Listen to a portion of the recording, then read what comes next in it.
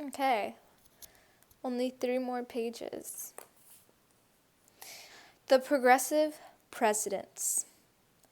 Despite creative experiments in social policy at the city and state levels, the tradition of localism seemed to most progressives an impediment to a renewed sense of national purpose. Poverty, economic insecurity, and lack of industrial democracy were national problems that demanded national solutions. The Democratic National State, wrote New Republic editor Herbert Croly, offered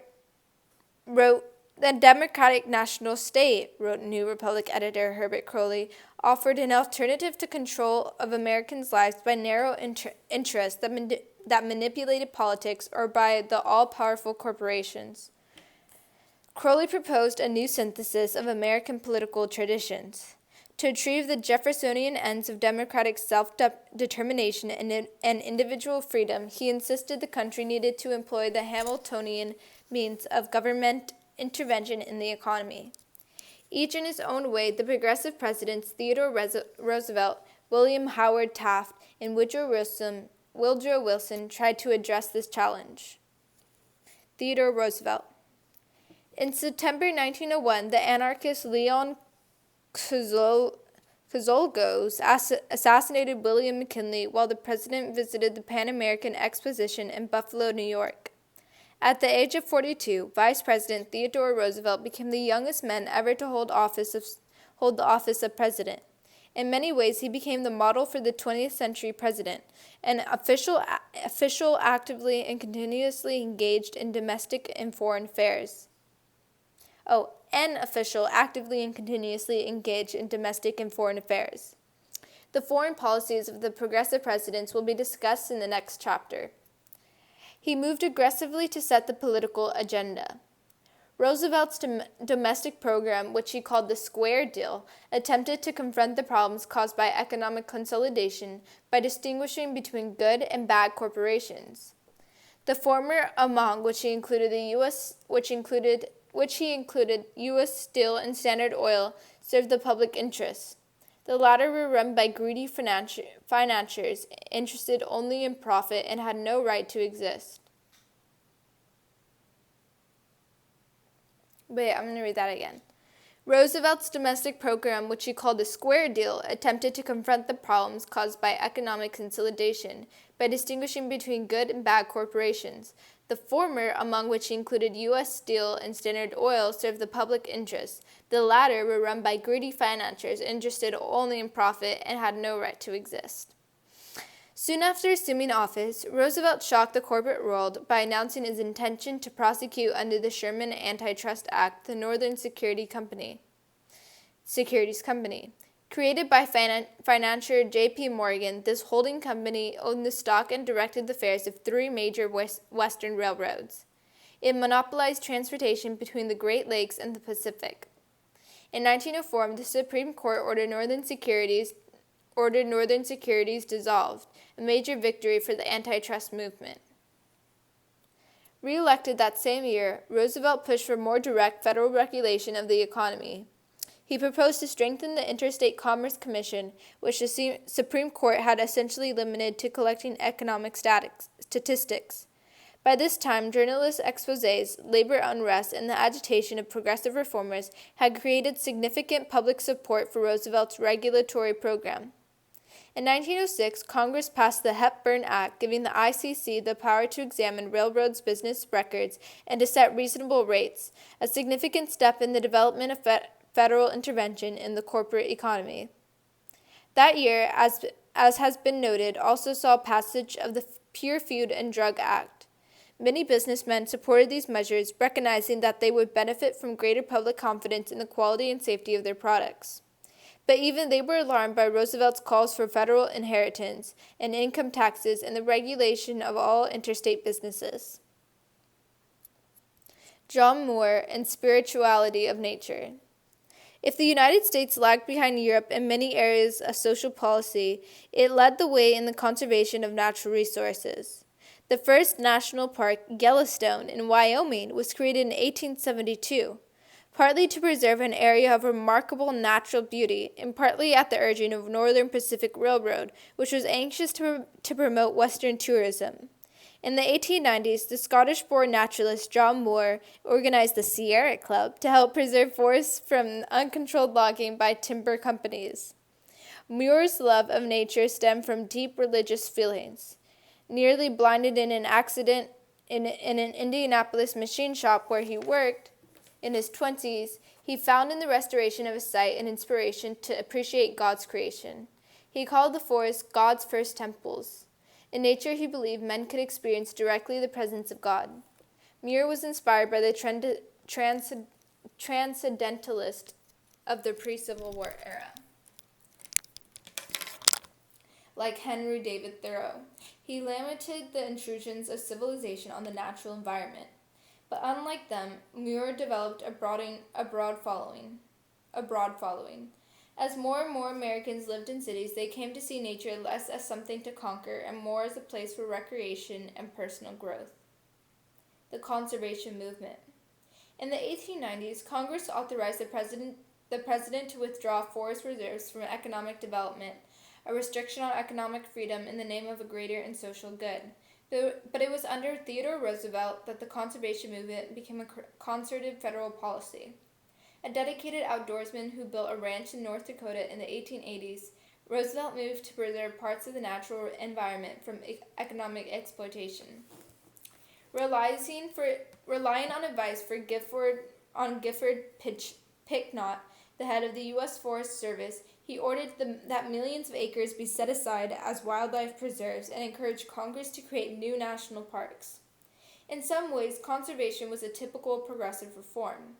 Manned by experts, the government could stand above political and economic battles, serving the public good while preventing special interests from causing irreparable damage to the environment. The aim was less to end the economic utilization of natural resources than to develop responsible scientific plans for their use. Pinchot halted timber companies' reckless assault on the nation's forests. But unlike Muir, he believed that the development and conservation could go hand in hand and that logging, mining, and grazing on public lands should be controlled, not eliminated. Taft in office. Having served nearly 8 years as president, Roosevelt did not run again in 1908. His chosen successor, William Howard Taft, defeated William Jennings Bryan, making his third unsuccessful race for the White House. Although temporarily more conservative than Roosevelt, Taft pursued antitrust policy even more aggressively. He persuaded the Supreme Court in 1911 to declare John D. Rockefeller's Standard Oil Company, one of Roosevelt's good trust, in violation of the Sherman Antitrust Act, and to order its breakup into separating marketing, producing, and refining companies.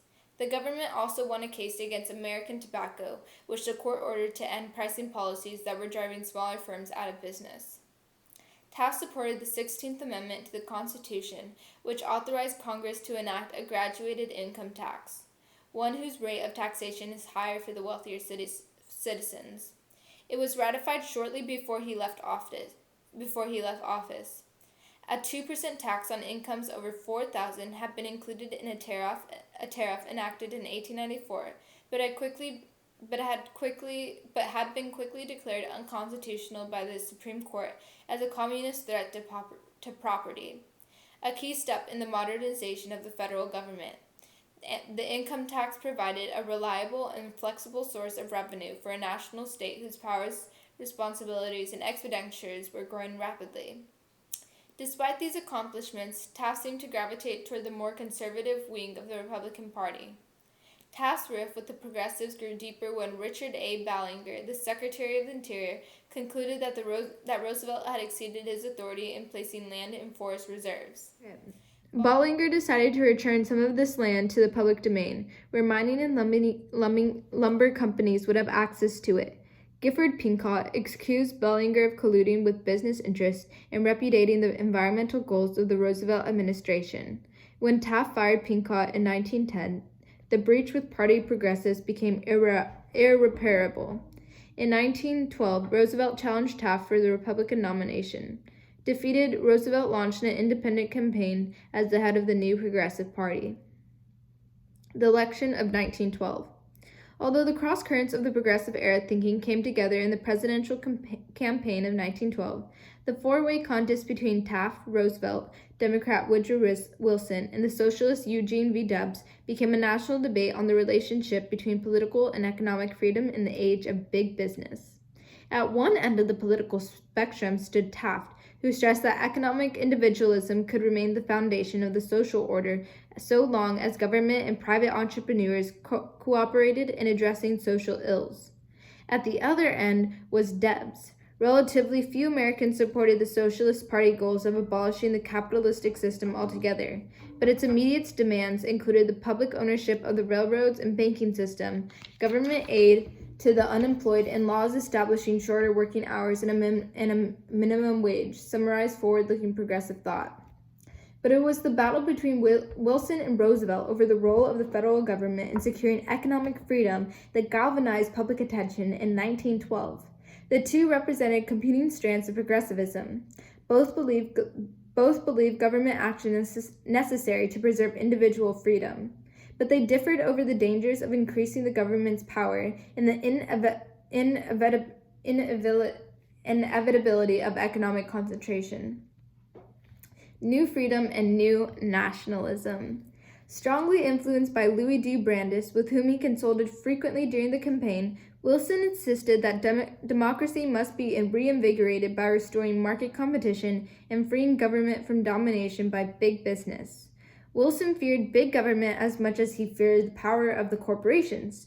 The New Freedom, as he called his program, envisioned the federal government strengthening antitrust laws, protecting the right of workers to unionize, and actively encouraging small businesses, creating, in other words, the conditions for the renewal of economic competition without increasing government regulation of the economy.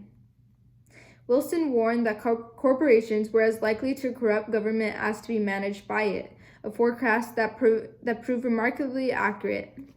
To Roosevelt supporters, Wilson seemed a relic of bygone era. His program, they argue, served the needs of small businessmen, but ignored the inevitability of economic concentration in the interest of professionals, consumers, and labor.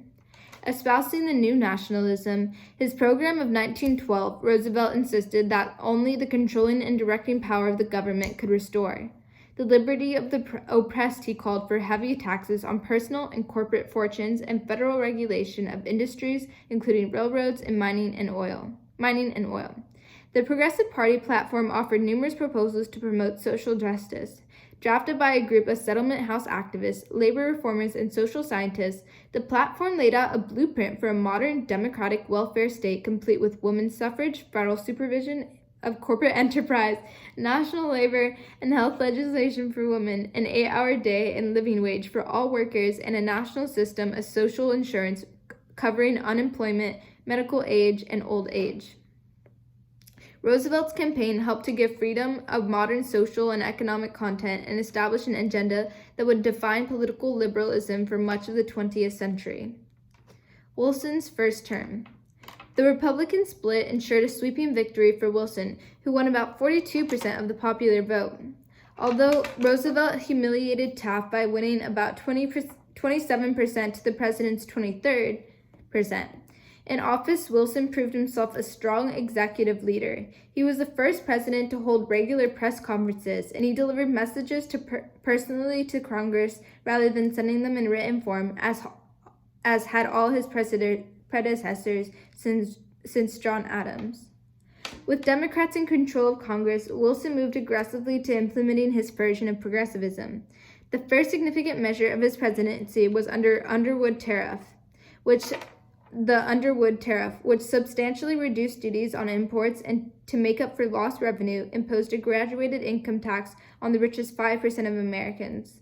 There followed the Clayton Act of 1914, which exempted labor unions from antitrust laws and barred courts from issuing injunctions curtailing the right to strike.